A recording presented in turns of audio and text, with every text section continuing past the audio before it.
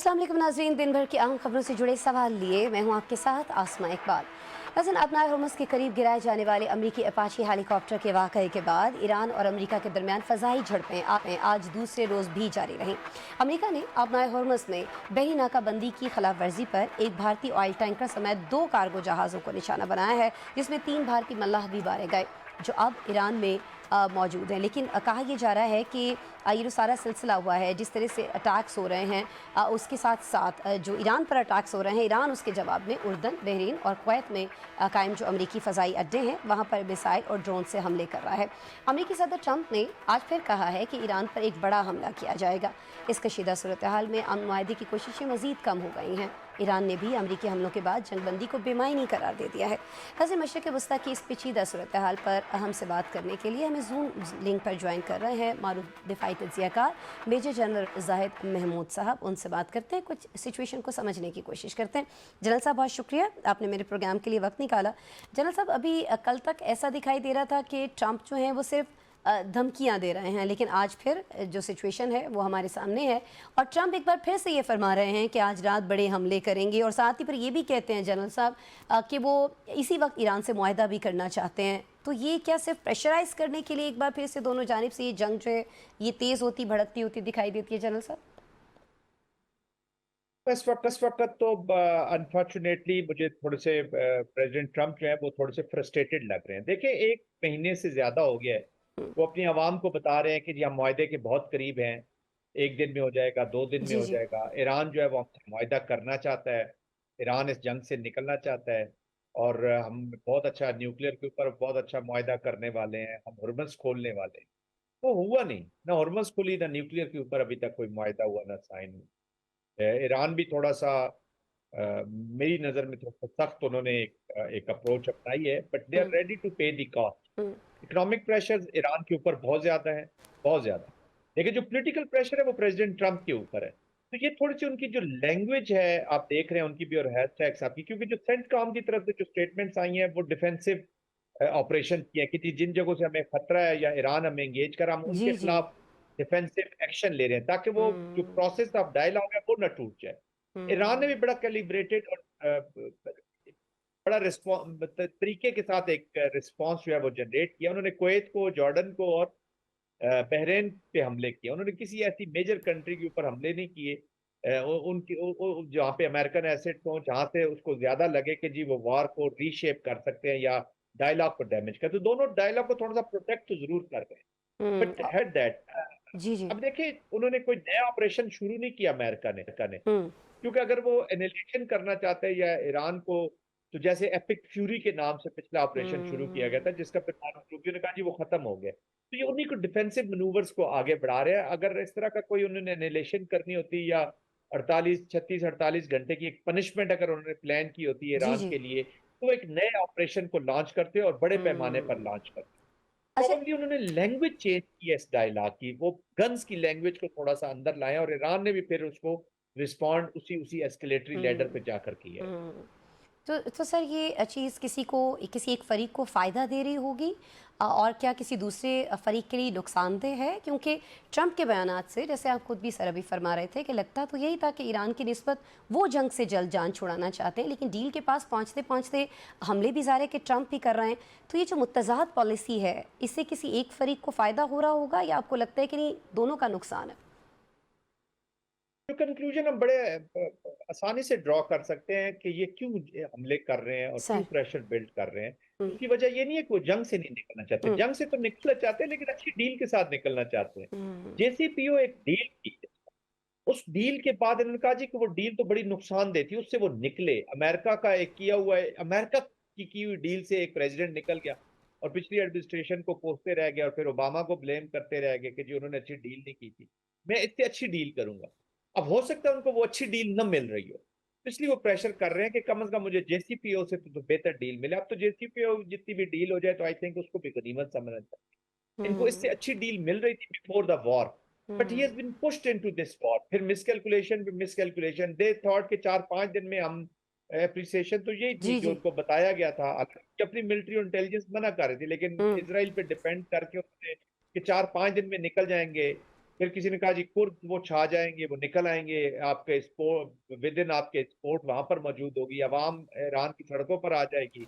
फिर आपने Reza Pahlavi साहब के बेटे का एक तजर्बा करने की कोशिश की, बीच में किसी हम्म। ने एमडी नजाज साहब वाला शोशा छोड़ा, तो जी जी। Nothing is going as per the plan. तो हम्म। कोई चीज प्लान के मुताबिक अनफोल्ड ही नहीं हुई, तो that's why the frustration levels are high. फिर आप इस वक्त लोएस्ट उस पे हैं पॉपुलैरिटी के, आपका इस वक्त रेटिंग जा रही है 25% अवाम सिर्फ अमेरिका की आपकी जंग के साथ खड़ी है, 4 रिपब्लिकन ने अलग। Political pressure is still on president Trump. Hmm. Probably deal उनकी कुछ बेहतर हो नहीं पा रही कि वो उसको बेहतर तो नोशन ऑफ सर विक्ट्री ये रख सके। बेहतर हो सकता है डील कि न होने के एक, पीछे एक, क्या वजूहात हैं? जी जी, जाहिद साहब आप कंटिन्यू कीजिएगा प्लीज, फरमाइए। जी मैं ये कहना चाह रहा हूँ कि हो सकता है कि वो एक एक और ज्यादा थोड़ी सी मिलिट्री एप्लीकेशन बढ़ा के तो खुद एक नोशन ऑफ विक्ट्री क्राफ्ट करके जी हमने मिलिटरीली ये अचीव कर लिया है और वो इस अच्छा। जंग से बाहर हो जाए विदाउट एनी नहीं, तो अब हम किसी सब्सटेंस। मुआहदे की उम्मीद न रखें, आप ये फरमा रहे हैं जाहिद साहब? मुआहदे की उम्मीद नहीं, इस वक्त तो देखिए हम we are looking for that framework, मुआहदा तो अभी दूर है जी, क्योंकि अच्छा। उस फ्रेमवर्क को एड्रेस करने में थोड़ा सा टेक्निकल चीजें हैं वो लगेंगी। लेकिन नाउमीद नहीं है, क्योंकि इस वक्त पाकिस्तान और कतर दोनों मिलके बड़ी इस वक्त सख्त एक एक कोशिश जो है वो ठीक मनूवर है। जो है वो की जा रही है। सर ये कोशिशें ये उस मुसलसल हो फ्रेमवर्क रही की हैं, मदद करेगी। पाकिस्तान इन कोशिशों में बड़ा सरगर्म रहा है, लेकिन सर एक ही सवाल जहन में आता है बार बार कि इस जंग के खात्मे में आखिर रुकावटें क्या हैं, या यूँ कह लीजिए कि एग्रीमेंट के होने में रुकावटें क्या हैं कि बार बार ये दोनों जो हैं ये क्लाश की जानिब चले जाते हैं, जंग की जानिब, वॉर की जानिब चले जाते हैं।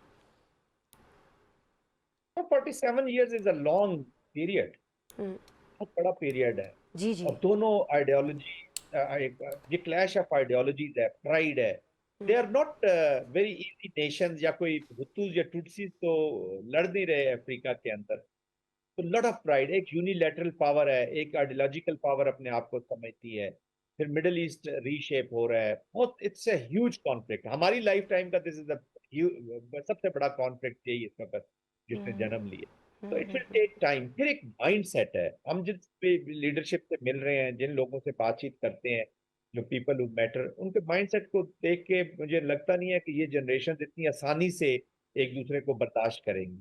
तो और इतना अरसा ईरान सैंक्शंस के नीचे रहा, इन्होंने भी बड़ा पेन बर्दाश्त किया, अमेरिका को भी हमेशा बार बार ये चैलेंज करते रहते हैं। 100 दिन, 100 दिन से ऊपर की ये जंग होगी, अभी तक अपने ऑब्जेक्टिव्स को अचीव नहीं कर पाए, तो lot of pride is involve, number one. Number two, जो सिक्योरिटी आर्किटेक्चर है इस जी। रीजन का, वो भी कभी अड़े आ जाता है। फिर the biggest elephant in the room that is Israel, the spoiler. वो इसराइल की लॉबीज, इसराइल की जो इंग्रेस हुई अमेरिकन सिस्टम में, जो अमेरिकन एस्टेब्लिशमेंट के अंदर, अमेरिकन पॉलिटिक्स के अंदर, इट्स ह्यूज, बड़े अच्छे की इन्वेस्टमेंट है। अच्छा, वो फ्रिक्शन चाहते हैं, उनका बिगेस्ट एनिमी क्या है? पीस। पीस हो जाएगा तो ग्रेटर इसराइल ठप होता है, अब भी काफी वैसे बंद उसको हॉल्ट लगा है। तो जो भी एक्सपेंसिव डिजाइन वाली स्टेट होती है, चाहे इसराइल हो या इंडिया हो, जी दे जी। नीड फ्रिक्शन अपने डोमेस्टिक पॉलिटिक्स के लिए, अपने डोमेस्टिक पॉलिटिकल ऑब्जेक्टिव्स को अचीव करने के लिए, और अपने आइडियोलॉजिकल डिजाइन को परस्यू करने के लिए। हिंदू जायनिज्म, जूइश जायनिज्म, अगर पीस हो जाए तो ये एक्सपैंड नहीं होता, ये अपने अहदाफ नहीं हासिल कर सकते। तो ये वो मेन फैक्टर्स हैं जिनको फिर थोड़े से तरीकेकार पे भी प्रॉब्लम्स हैं, जैसे एसेट्स अगर वो रिलीज करना है अमेरिका ने, तो एकदम सारे एसेट्स नहीं release, they want to see things happening on ground, क्योंकि ट्रस्ट डेफिसिट बहुत बड़ा है। ऐसे नहीं हो सकता कि उसको ट्रस्ट डेफिसिट को खत्म होने में एकदम ये चीजें हल हो सही जाएंगी। दीज आर सही। द हर्डल्स सामने आ रही भरोसे की कमी भी आप फरमा रहे हैं कि एक बड़ी वजह है किसी भी एग्रीमेंट पर ना पहुंचने की, लेकिन सर ईरानी सदर कल फरमा रहे थे कि जंग जो है ईरान के मफाद में नहीं है। ज़ाहिर वैसे तो किसी के मफाद में नहीं है, लेकिन उन्होंने खुद बयान दिया है कि वो ये समझते हैं कि ईरान के मफाद में नहीं है जंग।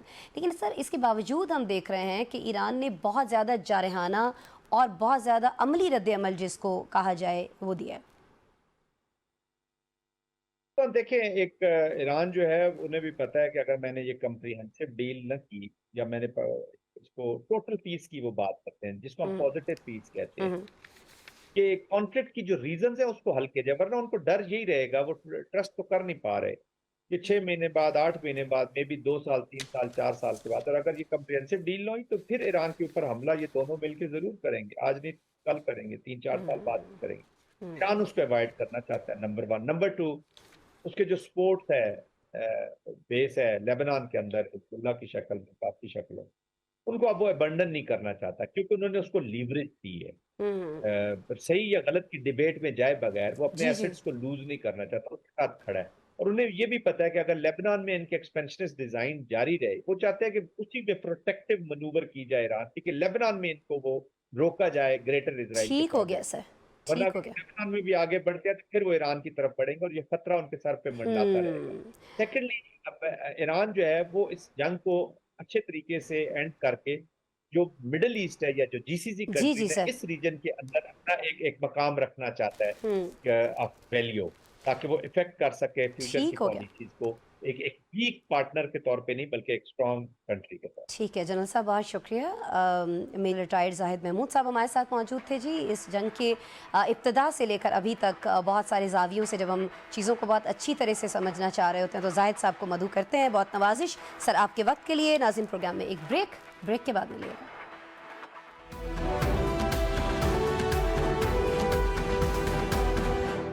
Welcome back. नाज़रीन, मशरक़ वस्ता के पेचीदा सूरत हाल डिस्कस करने के बाद अब हम बात करने जा रहे हैं मुल्की मईशत की मुश्किल सूरत हाल की, जिसे मशरक़ वस्ता और अबनाए हुर्मुज़ की बंदिश ने लगता ऐसा है कि मज़ीद मुश्किल बना दिया है। ताहम हमारे वज़ीर ख़जाना सेनेटर औरंगज़ेब का मानना यह है कि मशरक़ वस्ता के बहरान के बावजूद माशी कारकर्दगी अच्छी रही है। उन्होंने कौमी इक़्तिसादी सर्वे पेश करते हुए ख़त्म होने वाले माली साल में माशी तरक्की की शरह 3.7% करार दी, जबकि तवक्को थी कि ये शरह 4% से ज़ायद रहेगी।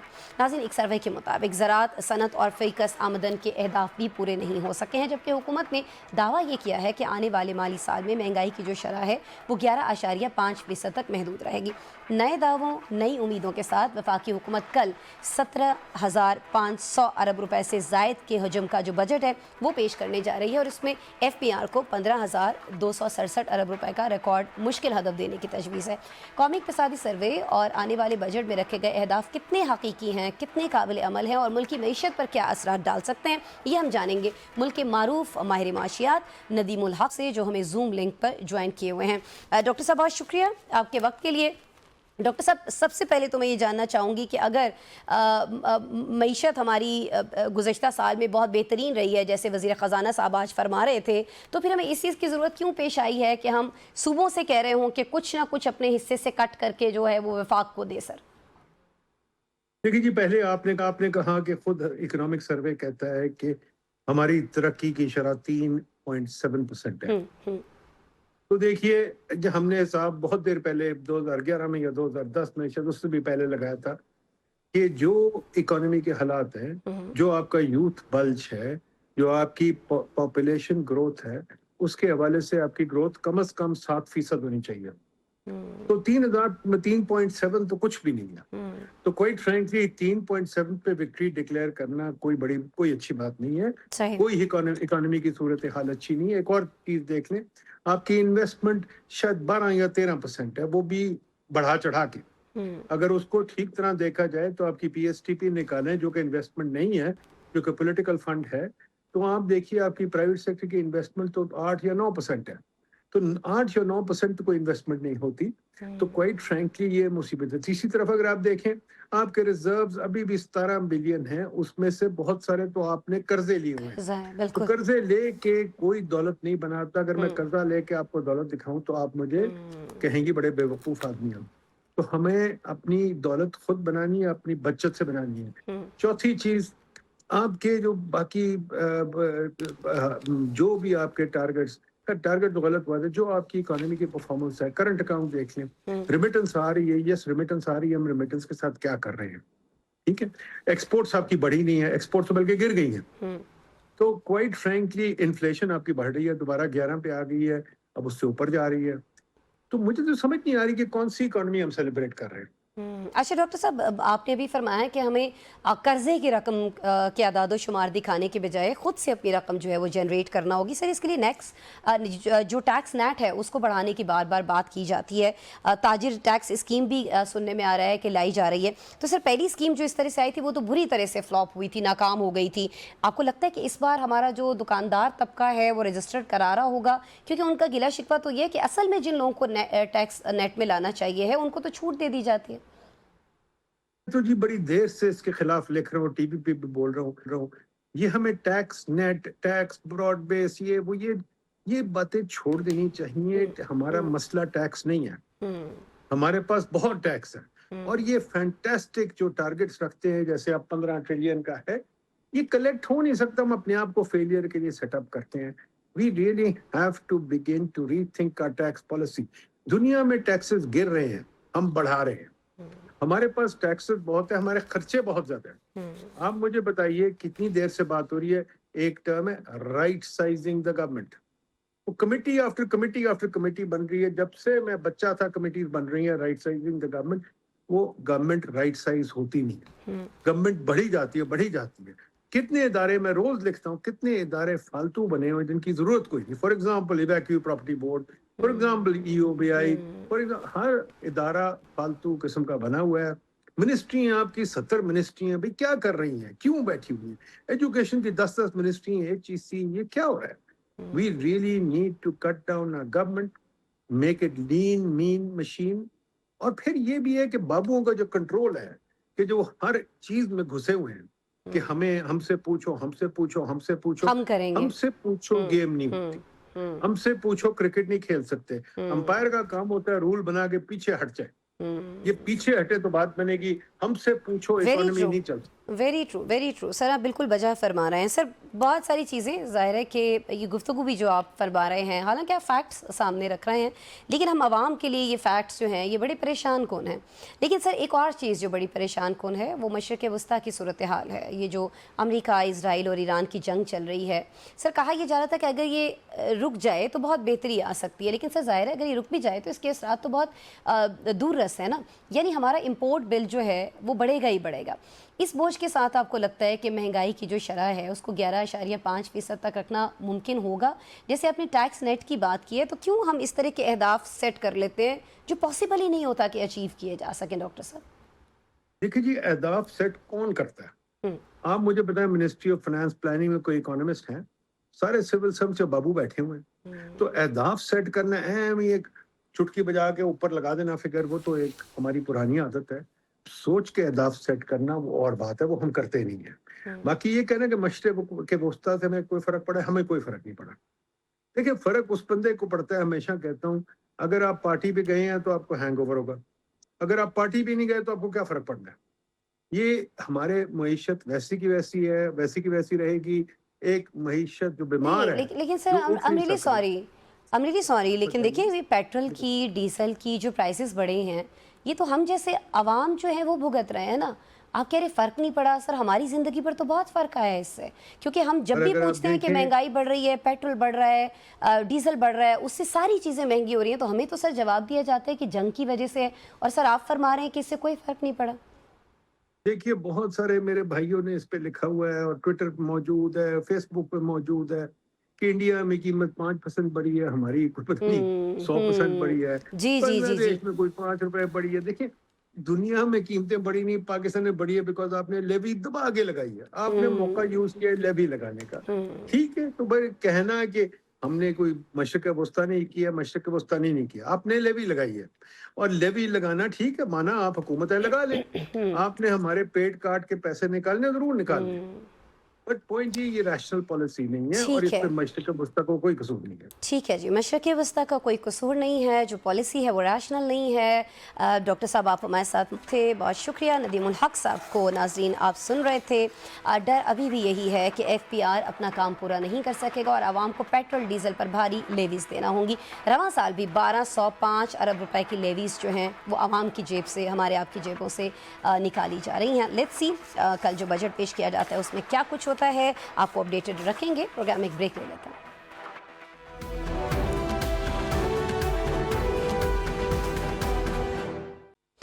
वेलकम बैक नाज़रीन। प्रोग्राम में अब हम बात करेंगे हुकूमती हलीफों में शामिल 2 हरीफों MQM और पीपल्स पार्टी की। नाज़रीन, आप जानते हैं ये दोनों जमातें जो हैं ये कभी शीरो शकर रहीं, तो ऐसे कि सिंध में रूठते मानते 9 साल साथ हुकूमत में गुजार दिए और अब एक अरसे से फासलों पर खड़े हरीफ हैं। एमक्यूएम की कोशिश ये है कि वो 28वीं आईनी तरमीम में आर्टिकल 140 के तहत जो बल्दियाती इदारे हैं उन्हें सूबाई हुकूमतों के असर से निकाल कर आज़ाद और खुद मुख्तार बना सके। इसी हवाले से एमक्यूएम के रहनुमा फारूक सत्तार ने कल एक बयान भी दिया जिसमें कहा कि कराची से मुतालिक 4 बरसों के दौरान मुसलसल वादे हुए लेकिन अब अमल दरामद होना चाहिए। फारूक सत्तार का कहना था नाज़रीन कि कराची को सियासी मसलहतों की भेंट चढ़ाया जा रहा है। सिंध में 18 साल से बदतरीन हुक्मरानी और वसाइल पर कब्जा जारी है। कराची के लिए अर्बन पैकेज के साथ आईनी इस्लाहात भी नागुज़ीर हैं। इस हवाले से एमक्यूएम के वफाक में अहम फैसलों की कोशिशें कहाँ तक पहुँची? पीपल्स पार्टी सिर्फ सपोर्टर होने के बावजूद हुकूमत के एमक्यूएम जैसे इत्तेहादी पर भारी क्यों पड़ रही है और एमक्यूएम का लाहे अमल क्या है, ये हम जानेंगे एमक्यूएम के रहनुमा और सिंध असेंबली में अपोजिशन लीडर अली खुर्शीदी से, जो हमें इस वक्त टेलीफोन लाइन पर ज्वाइन किए हुए हैं। अली खुर्शीदी साहब, बहुत शुक्रिया, आपने अपनी मसरूफियात में से वक्त निकाला। सर, पहले ये फरमा दीजिएगा कि ये जो मुलाकात हुई है वज़ीर आज़म से, इसमें क्या कुछ नए वादे आपसे किए गए हैं या आप लोगों ने जो पुराने वादे पूरे नहीं हुए वज़ीर आज़म की जानिब से किए गए उस पर सिर्फ गिले शिकवे किए?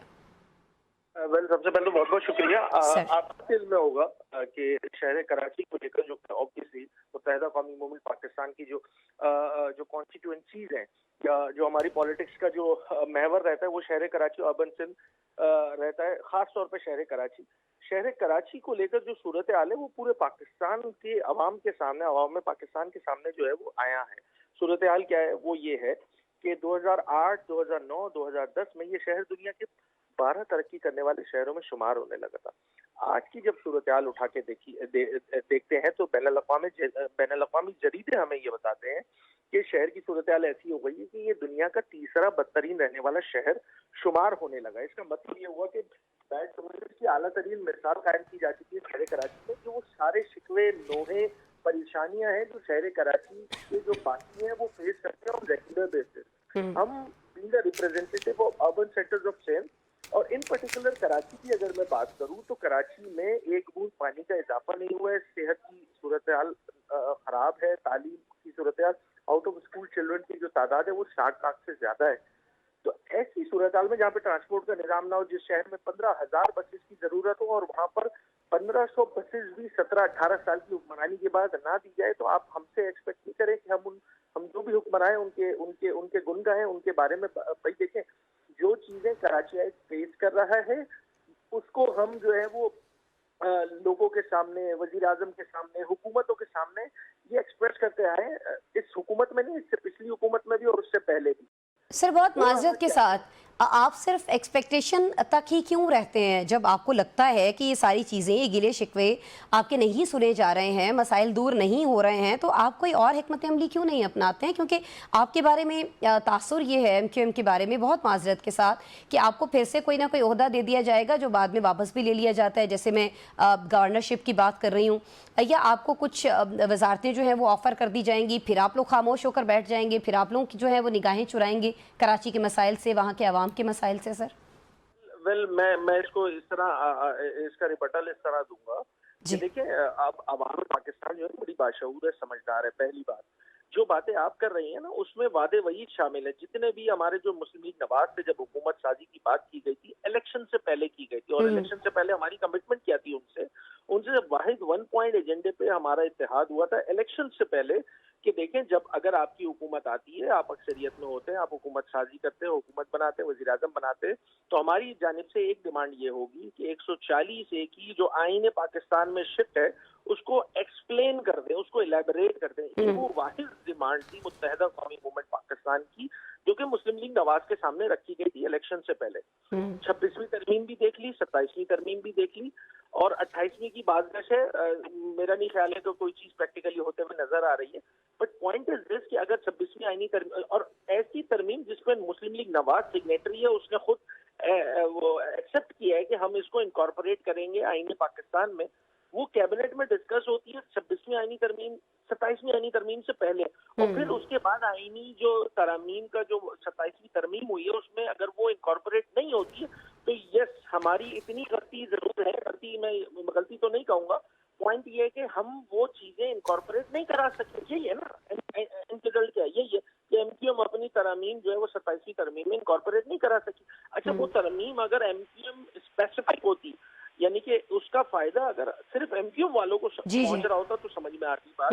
भाई इसका फायदा एक आम आदमी को है, एक आम हारी को है। सर आप जो है एमक्यूएम जो है वो तो बाकायदा इत्तेहादी है ना हुकूमत की, और तब असम्बली में जो सिचुएशन है, जो नंबर गेम है उसके मुताबिक हुकूमत तो पीपल्स पार्टी की मोहताज नहीं है 28वीं तरमीम के लिए।